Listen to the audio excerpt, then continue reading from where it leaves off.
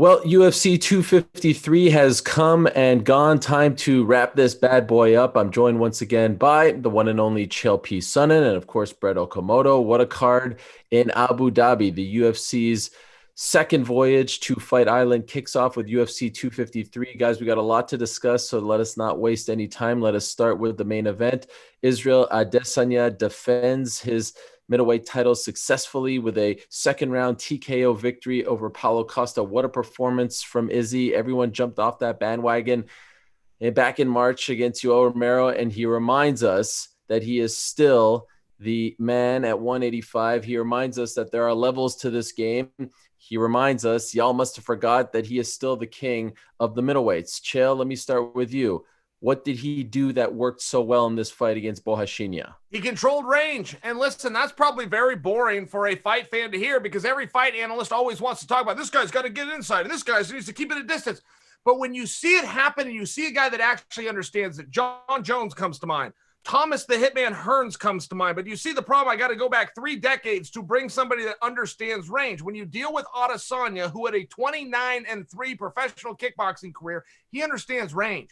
You saw that front kick, which was also reminiscent of a Jon Jones, Greg Jackson-esque technique, but he was using that just to keep distance. It was frustrating his opponent, Paulo Costa. Paulo was even speaking to him, and guys, I don't fully know how to interpret that. The first round of Paulo, who's known to be a sportsman, who's known to be a gentleman, to be in there and talking, to slapping his leg, to putting his hands behind his back, he was looking to counter-strike. He was looking for Adesanya to step in to commit so he could slip, and that's how he was going to get to the body or come upstairs himself. He did not have a plan B. He never thought to walk him down, get him into the fence, change elevation, feint some wrestling, or even use some wrestling. He had no plan B. He came in there to counter-strike. When Izzy stayed disciplined and kept that range, it left Paulo with nothing to do. Yeah, Brett, what did you make of Paulo Costa? I mean, it was very frustrating to watch him in that first round. He's talking. I mean, the only offense that he really, he brought to the table was his mouth, right? He was just talking. And it was those classic moments in fights. And I know you guys have seen him where someone hits you and you just kind of shrug it off, but you're trying to convince the judges that it didn't really hurt you. But by shrugging it off, it's almost like a sign that it did, in fact, hurt you. His leg was all beat up. What did you make of what he did, especially in that first round? This is one of those question to me. Oh, was that to Brett? Please go ahead, sorry, partner. Mr. Brett. Yep. Let me say my piece, and then Chael can hop in and tell me if I'm right or not. But this is one of those cases, I think, guys, where I would if I was there in Abu Dhabi and I was getting to do interviews tonight, I'd be more interested to talk to Paulo Costa than Israel Adesanya. I want to know what were you doing? What was the game plan? Where was Plan B, as Chael mentioned? And it's just what happened. What happened? It's as simple as that, because this was not the Paulo Costa that we've seen leading up to this fight, whether it was in the octagon or even just the confidence that he was showing beforehand. Israel is really talking about in the post-fight and in the interviews that he's doing now that, I was in his head, that I read him like a book, that I did this, I did that. And, we were talking about it before the fight, that Israel was playing these mind games and that he, at least in his own mind, thought that he was sizing him up, that he had challenged him in certain ways, whether it was that encounter in the hallway or even 2 years ago when he saw him backstage and he was trying to size him up and Paulo wouldn't look at him. Israel felt very, very confident that he was in Paulo Costa's head. And after seeing his performance tonight, I can't say that Israel was wrong. That was not the Paulo Costa that I was expecting. It probably wasn't the Paulo Costa that I think anybody was expecting. And when things weren't going his way, why didn't he just go for it? I mean, it comes a certain time. You even heard Paul Felder say that in the commentating. There comes a certain time where you just got to say, I'm going to put my head down. I'm going to go for it. And he never even did that. Paulo Costa went and fought in a UFC championship fight, and we never even felt like he even took a real crack at it. And that is disappointing. Do you agree with that assessment, Chael? Yeah, that's what I saw. Look, I saw him get frustrated. Again, he was frustrated because of the range. I want to say that Izzy touched the lead leg of Paulo Costa, rough estimate, 20 times within the first round. But he kept him at bay. Then he'd land a power strike. He'd keep him at bay. Then Izzy all of a sudden adds another strike, which is a jab, opens a little bit of a cut. You could see Paulo starting to get frustrated. But to Brett's point, when you get to that point and things are not going your way, as you start to see what side of the bread is buttered, you open up and you get wild. Listen, you got to brawl a boxer and you got to box a brawler. If Paulo went in there and thought that skill for skill and move for move, he was as good as Adesanya, come on, I don't think he made that mistake. He just didn't understand. I got to go out there and brawl. I got to make this wild. I'm going to have to throw some things at him that he's never seen before. I'm going to have to use this power however I can get to him. Ariel, he just never got started. Okay, so if you go with that as your lead to steal the journalism Chael. Is it almost like you're disrespecting Izzy because you could say all those things about Paulo Costa, but really isn't Izzy the reason why he never really showed up because Izzy is so dangerous? Like it's very much like your Romero, right? You're so worried about all his weapons that you're almost frozen in there. I think what we learned tonight wasn't that Paulo Costa didn't show up. It's that Izzy's just so far and away better than the rest of the middleweights. We're reminded once again how stupid it was to claim that this guy was overhyped and a fraud and a phony and all that stuff and more back in March. Am I wrong, Chael? No, and guys, you know what else? If we're talking storylines, and I feel like the X's and O's are aside, and now the three of us are going to have a little fun. And Brett, tell me if you agree with this, but we are in contender season for the middleweight division, okay? We had the two absolute best guys. I mean, other guys in the division, the Darren Tills, the Robert Whittakers of the world, the Kelvin Gastelum, great fighters that we all respect, all stood back and said, you two boys need to figure this out, and then we'll figure things out from there. Nobody's going to call out Adesanya. The fact that Adesanya just gave the tip of the hat to Cannonier, I'm sure that Cannonier is going to get that opportunity. But I bring that to you because nobody's going to see what they just saw and say, put me in there with him, coach. They're just not. That was flat out scary. And what was most impressive for me is when you see a young man who's undefeated, who becomes the champion of the world, receives a level of money and a level of fame that we have seen crash people's lives on a very personal level right in front of our eyes. When you see him still hungry and you see him getting better, the only consistent between his last 5 fights is that he is getting better. That means you have a guy who is still focused. That means you have a guy who is reading what they say about him, but he's not falling for it. We've seen many guys make this same mistake with a little bit of run, a little bit of buildup. He is using that as a springboard, and it's very exciting. I must tell you, I'm very impressed with this young man. Yeah, of course. I think, no one can walk away from tonight without being supremely impressed with what Israel Adesanya is doing. But I do think that it is possible that it's just impossible to not feel both, right? To say, wow, everything that Israel did was tremendous tonight, but still not have that real, genuine feeling of disappointment that we never even saw Paulo Costa get moving in this one. I mean, there were times, when he put his hands behind his back, that's cool when Conor does it and Conor's winning the fight and he's pulling something out of his opponent. That was silly at that point. I mean, it's like, why is this guy taunting when he hasn't even thrown a punch yet? I think that it's definitely possible that some of that disappointment is going to creep into the merit that is given to Israel Adesanya. I think he's going to get full credit, but I also think it's just impossible to completely separate the two because, again, I don't want to sound like a broken record, but we were all excited about this fight. And why were we excited about it? I think all of us knew how skilled and talented Israel is, and he may have shown it on a different level tonight, but we already knew that going in. We thought we knew that Paulo was going to be a guy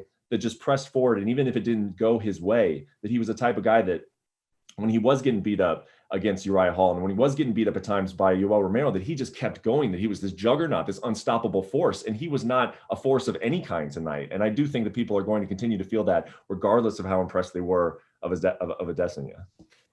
Brett, I asked you on Friday if you thought that Izzy was going to fight with a chip on his shoulder because he had something to prove after the criticism he received back in March. Felt to me like he was fighting with a chip on his shoulder, especially the way he reacted afterwards, the stuff he said to the camera, to Dana White, to John Anik. Do you feel like he was fighting with a chip on his shoulder, like he had something to prove? Like now, in the aftermath, it did bother him, everything that was said about him back in March? I think so. I think based on his reaction, yeah, you can sense that, he had told me that he'd been in this fight game for a long time and he'd had performances that had been criticized, but you're right. The way that he reacted and the first thing he did was go to the camera and say, "You're mad? Are you mad?" It was pretty clear that he was talking to the people that had been ripping him on social media for a while. But I got to say, and it seems like, Ariel, you do, because you brought it up a couple times here, but did you really think that the sport really turned on Israel? I mean, I know a lot of people said that fight was boring, but I don't think anybody was saying that Israel's not who we thought he was. I just think that they were really upset that he didn't give them a performance against Yoel Romero. I mean, I do know that there were some haters out there, but to say that all of a sudden the entire sport had turned on Israel, I guess I didn't feel that coming in, but you guys did? I felt that. Chael, what about you? I felt it from the fans. I remember seeing that night that the guy boring, that he wasn't worthy of all the praise that ESPN was giving him and all the push that the UFC was giving him, and that some people thought Romero won that fight. I felt it. I felt like they were very quick to kick him while he was quote unquote down, coming off a win. Chael, did you feel it as well? I did not. I kind of looked at the odds makers. I thought the odds makers did have a little bit more level head. They did put him as the favorite from the beginning. That line absolutely never changed. It might have moved a little bit, but he was never short of the favorite. He was even favored to win by stoppage. So, no, I thought that the people that had a little clearer heads and were willing to put their money where their mouth was, as they say, had the right mind, and they knew Adesanya was as good as the hype. I don't know, Brett, maybe you know what the line was earlier this afternoon. I thought it was way closer than it ever should have been. And I'm not saying this in retrospect. Like I felt that this was not as close of a fight as even the odds makers, the smart people, as you say, Chael, were making it out to be. Do you know what it ended up being? Because I remember yesterday it was at wasn't he like minus 190 or something like that? I can tell you earlier today, right around lunchtime over here in Oregon, Izzy was a negative 240. So it sounds like the line moved even more in his favor after they must have had their face off yesterday. Interesting. Okay. I wasn't asking you that question, Chael. Brett's like the, kind of the odds guy here, the gambling, the Vegas guy, so to speak. So you said Chael, so I took it. Actually, I think I said Brett, if I'm being honest. No one knows. There's no way to know. Brett, if I just stole your line, I apologize. It was negative 240. What do you want me to do? Brett, let me ask you this. As Chael alluded to, afterwards, Izzy mentioned that he has a lot of respect for Cannonier. Jared has to fight Robert Whittaker in about a month's time at UFC 254. No easy task, considering especially how good Robert Whittaker looked against Darren Till. Do you think if Jared wins that fight, he should be next? And then let me ask you this. What happens if Robert Whittaker wins? Are they really going to run that one back? Yeah, I mean, that's the big question, right? I mean, I think all of us would probably agree that Jared's next. I mean, if the champ is calling your name and you have finished your last 3 fights in a row, and you beat a former champion on October 24th on a pay-per-view, you're the next guy. But if Robert Whittaker wins that fight, which I'm giving him a very good chance of doing, I do think you have to run it back. I do, and I know that the timing of it is not perfect. That fight just happened last year, but Robert Whittaker is a guy to me that, I mean, I had him in the top 10 pound for pound when he lost to Israel. I had him pretty high. I think I had him like number 6 or something. He looks to me like a guy, he's not old by any stretch of imagination, came back and beat a very motivated Darren Till, who looked good on that night. So I think he deserves it. And it's a fight that I would really be interested in. Is it the fight that the UFC wants? Is it the fight that the fans really want? Is it a rematch that we've all been, thinking about and anticipating since the first fight happened? No, but I think if Robert Whittaker goes out and wins, that's his fight. What do you think, Chael? I mean, I think the obvious one is Jared Cannonier wins, he gets the shot. There's no better option. But do you have any interest? And maybe our answers change, right, with an amazing performance against Cannonier. But do you have any interest in seeing Whittaker, Izzy next if Whittaker gets by Jared Cannonier in a month? That one would surprise me. I think they'd probably look somewhere else. And we've seen this plenty of times in the sport where you don't have what I will compare to a semifinal. Meaning if one guy wins, he's going to fight for the top. But if the other guy wins, that doesn't necessarily mean that he is. I mean, I have to remind you, but Whittaker got knocked out twice in that first fight. And that first fight was less than 2 rounds. Okay. He got knocked out, saved by the bell, knocked out again. That was not a competitive battle. I do think you could rewind that, give Whittaker another chance, but I think you're going to need a little time on the microphone, a little time in front of the media to sell that and convince that to the fans. Look, I think that Brett is right. I think that the champ just called his shot. The last time he called it against Yoel Romero, which made no sense, Dana gave it to him out of respect. He called for Paulo Costa. He got it, and I believe that he will get Cannonier if Cannonier beats Whittaker, and that's a big if.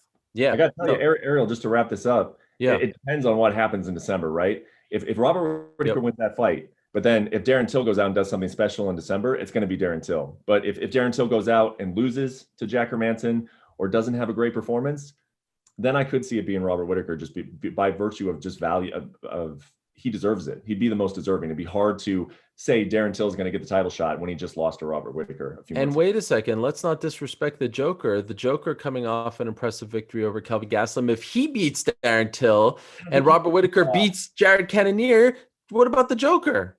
I don't think he jump Rob there. Do you? I think so. It's a fresh matchup, right, Chael? I mean, I'd rather see Hermanson versus Izzy now. I really don't have a lot of interest. Again, if Whittaker does something crazy on October 24th, I could take it back. But right this moment, I don't have a huge desire to see Whittaker versus Izzy. What about Hermanson versus Izzy, Chael? Sure, but guys, if I was to offer you, if Uriah Hall looks fantastic against, oh come on, let's all get crazy. I know he's your teammate and everything, but come on. But excuse me, what I think that all three of us are saying, I think the one constant that we are definitely agreeing on is it's contender season. We don't have the guy right now. Adesanya has tipped the hat, but that guy, Cannonier, has a big task in front of him. And so, I mean, I do think that we got to see some of these pieces come into place. I think that's where the middleweight division is. But all that also proves is that tonight we found the right two guys to be competing for a world championship. Jon Jones, anyone? Jon Jones, is he? Too soon? Not happening? Any takers? It's right there. No? Hey, I see it as well. If you were to tell me what's a bigger fight, and Jon has made it very clear he's just about the money right now. If you're telling me that either Ngannou or Stipe, neither of which are going to help him build that fight at a press conference, or Jon Jones versus Izzy, yeah, man, I do think that's the money fight. I think we're probably splitting hairs in all fairness, but I would tip it towards Izzy. Not happening, I don't think yet, but maybe down the line. And that's the perfect segue to the co-main event. So in the co-main event, we had Dominick Reyes, the man a lot of people thought beat Jon Jones back in February, defending his his fake belt, if you will, his fictitious title. He was the king without a crown. He was the uncrowned champion, going up against Jan Blachowicz in this vacant title fight. And we were looking to crown the first guy in 9.5 years, not named Jon Jones or Daniel Cormier, is the new UFC light heavyweight champion. It had been 9.5 years, guys, since someone not named Jones or Cormier held that belt. And I think a lot of people thought Reyes would walk away with it. I think a lot of people thought Reyes would enjoy his coronation tonight, the coronation that he missed out on back in February in Houston. It did not happen. Jan won the first round, according to two judges and myself included, and then he knocked him out in the second round. Holy smokes. Jan Blachowicz is the first Polish-born champion as far as male fighters are concerned in UFC history. Of course, Helwani Jędrzejczyk was the first Polish-born fighter, and he is the new UFC light heavyweight champion. Chael, blown away by this. At 37 years young, that Jan Blachowicz is the new UFC light heavyweight champion. I did not see this coming. What did he do that impressed you? How did he get this done? Okay, so I don't know that any of us would be painted Mr. Surprise face by the way the fight went down, which is you have a technician in Reyes versus the guy that's called the Polish Hammer for a reason, the power of Blachowicz. It was really a question of who can get to the other one and who can do it first, because both of these guys have shown, whether it's Reyes versus Weidman or Blachowicz versus Corey Anderson, just to use his last fight, they only need one shot. What was interesting for me was Reyes's pace or lack thereof a pace in the first round. Now, if I can remind you and just share with you the psychology of an athlete, Reyes' last fight was his welcoming to the 5-round club. He had been scheduled for 5 rounds one other time against Chris Weidman. It didn't even make it a full 5 minutes. He went 25 minutes with Jon Jones. I offer for you, he was the most exhausted he ever was in his life. When an athlete gets to that point of fatigue and begins to feel how vulnerable they are, many times they don't want to return to that. And when Reyes came out and he was doing, I guess, what you would call a feeling out process, I think if we were to be more candid, a very boring first round. But when he was doing that, that was a way to make sure that he never returned to that level of exhaustion that was stored in his mind somewhere. I also think it was the lack of output that cost him the fight. Wow. Brett, your takeaway from this fight and the performance from Blachowicz?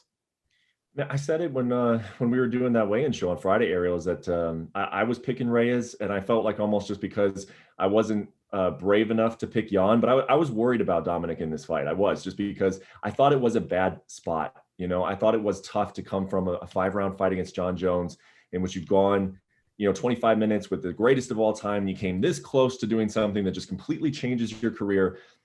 It gets taken away from you, and you felt like you did enough. You felt like you got robbed by 3 judges, and then you think you're going to get a rematch with that guy, and then you go to Jan Blachowicz on Fight Island in the middle of the night. I mean, the timing is way off for Dominick Reyes. He only had 6 weeks to prepare for this fight, and everybody is thinking that you're going to win. No one's even really interested in the fight. The main question that you're getting asked about is about the last fight and what's it going to feel like when you win this title, but you didn't take it from Jon Jones. I mean, when you're faced with all of those questions and those circumstances, going into a title fight against a guy who is routinely overlooked and has a lot of power, I just didn't like the spot that Dominick Reyes was in, and I think that his performance suffered from it. I think we're also just seeing that we've slept on Jan Blachowicz.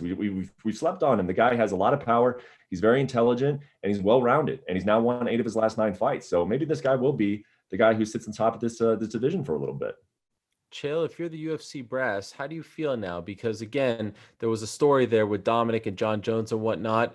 How do you feel about Jan being the new face of your light heavyweight division? Oh, I think this could be a very, very good thing. I mean, listen, Henry Cejudo came in and did this at one point. TJ Dillashaw surprised the world the night that he was a 7 or 8 to 1 underdog and did it. I mean, when there's a fresh face, you have a new outlook. Look, they're not in any different position when they go into a matchmaker meeting Tuesday morning than they were when they went in last Tuesday, which is light heavyweight is lacking right now. It's lacking storylines. You now have Jan Blachowicz, who goes out and puts on an excellent performance and calls out a guy who just vacated the division. To explain the stupidity and the missed opportunity right there, I was stunned that he didn't just challenge Neil Armstrong to a race to the moon. I mean, if you're going to bring up yesterday's news, and I don't want to be hard on a guy that just won, but I feel like because he did just win and he's on top of the world, that maybe this is the right time to smack him around. You don't understand what your division is. You don't understand all the plights against your division. Understand the storyline going into this fight is that whoever holds this is a holding place for the great Jon Jones. You've now solidified it. And by the way, you made yourself look like a fool by calling out a guy who you couldn't even fight last time. He left the division. It was a miss. This is the UFC's problem. But now they've got a guy in the top spot that doesn't seem to understand the problem. Well, I asked you somewhat of a throwaway question during our pre-show earlier today about, hey, do you think there's a chance if Jon Jones sees Jan win this fight? We saw that he was watching, right? He was tweeting all about it, that he says, you know what? That's the guy I wanted to fight back in February. I'll go back down, I'll fight him, and then I'll go back up to heavyweight if they're really going to do Stipe versus Francis. Now that it all happened and you saw the tweets and you saw the performance, do you think there's a chance he goes back down to 205 and fights Jan? I take Jon at his word, and his word has been, look, at this point in my career, this is a cash grab. They told me I can make more money at heavyweight. I'm going to go up to heavyweight. I really take him at his word there. And, the Blachowicz fight, I think we would all like to see that. You got a champion and the former champion. There's something there. But no, I think that the business, I think that Jon, I really do believe he's going to move up and challenge the winner of Stipe versus Ngannou. Well, interestingly enough, Brett, in just a few weeks, we've got Glover Teixeira versus Thiago Santos. And, of course, we've had this fight booked twice before, not that long ago. We're hoping that it's going to happen this time. Last loss for Jan was against Thiago Santos. Teixeira's on some kind of roll. That's not a bad number one contender fight if you can't get Jon Jones to come back, right? Yeah, I mean, I just don't know what other option you really have. I mean, to Chael's point, he could have done a little bit more with that call out, I think. I mean, if you're going to call out Jon Jones, the way in which you do it is, it may sound silly, but you accuse the guy of running from him. That you said you beat all these guys and I finally got to you and you left. If you want to bring Jon Jones into the conversation, I think that's the way to do it. But Jan's just too nice of a guy. I mean, that was his trash talk. That was his greatest form of trash talk, for him to say, where are you? This is how we do it in Poland. I think that's about the best that he can do. I brought this up again to you on that pre-show. I think Rumble Johnson is also someone that he could probably call out if he wants to have a fight that people are interested in. But honestly, for Jan, I mean, from a financial standpoint, the best that he can hope for is to get on a big pay-per-view that's going to sell a lot of pay-per-views that quite frankly, no disrespect to him, are not going to be based on his name. I'd be looking for just a timing way to get on some bigger pay-per-views and build your brand that way, because unfortunately for him, there's just not those big fights out there that's going to build Jan Blachowicz' brand. He's going to have to defend the title multiple times, and he's going to have to do what he did tonight, and that's finish guys, because we know, which Chael just so eloquently articulated there, that the guy's ability to talk on the mic and do it outside of the octagon is just not very strong. Yeah, it's funny. It was reminiscent of Daniel Cormier's post-fight interview after he won the belt at UFC 187 against Rumble Johnson, but it was like a much calmer and more polite version of that. The Jon Jones, get your stuff together, I'm waiting for you. It was almost the exact same thing, but it just a much more polite, nicer version of that. All right, so we've got a new champion at 205. Izzy retains his title at 185. Interesting card from top to bottom. Things didn't go exactly as planned for the CKB boys. How about Brandon Royval with that incredible win over Kai Kara-France? An incredible back and forth fight. The flyweights once again proving that they are very much here to stay and very much a factor in the UFC and very much entertaining. Chael, any fight or two that you want to talk about before we wrap this bad boy up? A performance, a moment, a fight? Obviously, the first two fights, or the top two fights, I should say, took the majority of the attention, but there were some notable performances, I thought, sprinkled throughout the card. All right, I got two silver medalists that I like to mention. First off, I thought Eubanks looked very good. She did not do a good job of stopping the takedowns, but again, if we were to talk about the odds makers, on Wednesday of this past week, she was a 4-1 underdog, and I believe that closed at just under 3-1. She was supposed to get wiped up. I thought she was very competitive, particularly in certain moments. She was getting tripped and taken down and held in some positions. I thought she was competitive for a silver medal. And secondly would be to Diego Sanchez. I don't know where we go from here. And more importantly, I don't know why we are going there. And I'm not calling anything more than just to suggest for you. I think maybe he needs to figure that out too. Why are we here and what are we here for? Chael, would it be fair to say watching him at this point is uncomfortable? It's uncomfortable for me. It's not a fun thing. It's almost, dare I say, sad watching him fight at this juncture. How would you describe it? Yes, I feel there's something very special there. There was a nostalgia that will never go away. There was guys that were respected from that season who are respected today and have left the sport 5, 6, and 7 years ago. To act as though Diego has not done enough to earn himself a pat on the back and our respect forever, he has. I don't know if he's aware of that. I don't know if he thinks he's out there fighting for respect. If he is, Diego, please, on behalf of our community, you have our respect. You have done your job. And if you want to continue doing it, we will continue to watch you. But please make sure you understand you've given enough if that's also your choice. And I think that also needs to be considered as a choice. Yeah, there is an art to knowing when to hold them and knowing when to fold them. Hopefully, he figures that out in due time. Brett, what about you? Anything come to mind?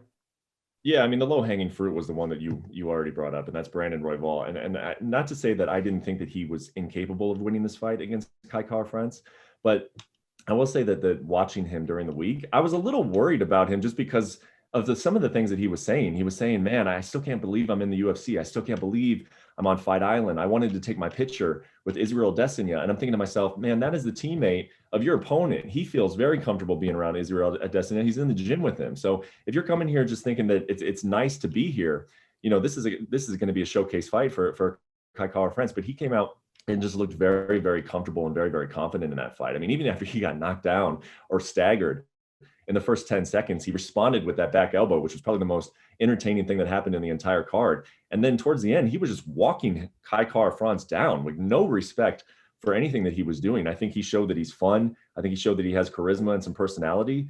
And he got some eyeballs drawn to him in his next fight. I think he takes a big jump up in the rankings, but even more than that, he delivers a performance where people are going to remember him and pay attention to him in his next fight. And guys, usually at this juncture in the wrap-up show, we talk about the guys on the undercard or the ones that we didn't talk about in the main or co-main. I'd like to mention once again Israel Adesanya, but not for something we talked about, for something that kind of flew under the radar. And unless you're like really in the MMA biz, you probably didn't even understand what he was talking about when he was talking about the guys who miss weight, when he talked about the guys who get paid extra and they don't care if they have to give up 30 or 40% of their purse, which was the case yesterday. Two notable people miss weight, Zubaira Tukhugov and Ludovic Klein. Klein fighting a teammate of Izzy's, Shane Young, and Zubaira fighting a good friend of his, Hakeem Dawodu. I thought that was really interesting. Him telling Dana White, like in the moment, like literally seconds after he wins, you should be finding these guys 90%, not 40% of their purse. I thought that was really interesting stuff from Izzy, and kind of maybe for us, MMA nerds or people that follow the minutia of the sport, something that at least for me really piqued my interest. That was, I think that says a lot about who Izzy is and the way he feels about his teammates, and even him going back into the locker room and seeing them all celebrate together, even the guys who lost. I thought that was a really cool moment to end the night. All right, we are out of time. Thanks to everyone for watching. As always, congratulations to all the winners. It has been fun once again to wrap these UFC pay-per-views up with you guys. For Chael P, for Brett, for our entire team. Again, thanks for watching our coverage of UFC 253 all week long. We shall talk to you next week. Good night. Thank you for watching ESPN on YouTube. For live streaming sports and premium content, subscribe to ESPN+.